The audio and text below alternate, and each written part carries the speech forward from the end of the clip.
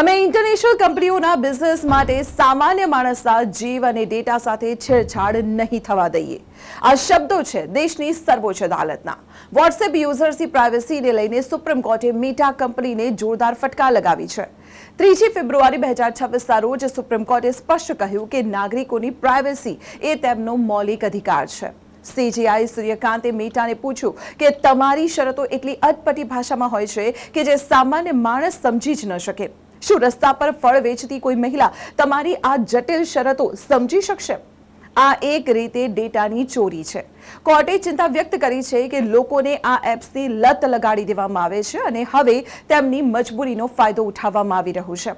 જ્યારે મેટાના વકીલે દલીલ કરી કે સીમિત ડેટા શેરિંગની છૂટ છે, ત્યારે કોર્ટે કડક શબ્દોમાં કહ્યું કે ભારતીય ગ્રાહકો મોંઘા છે, એટલે તમે તેમને શિકાર બનાવી રહ્યા છો. અમે આ ક્યારે ચલાવીશું નહીં. સુપ્રીમ કોર્ટનો આ ફેસલો એ વાતની સાબિતી છે કે ભારતીય અદાલતો સામાન્ય માણસની સુરક્ષા માટે હંમેશા તૈયાર છે.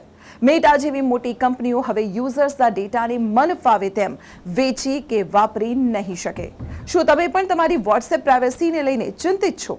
સુપ્રીમ કોર્ટના સ્ટેન્ડ વિશે તમારું શું કહેવું છે? કમેન્ટમાં જણાવો અને આ વિડીયો દરેક વોટ્સએપ યુઝર સાથે શેર કરો. અને આવી જ મહત્વપૂર્ણ ઇન્ફોર્મેશન માટે આપ જોતા રહો સંદેશ ડિજિટલ.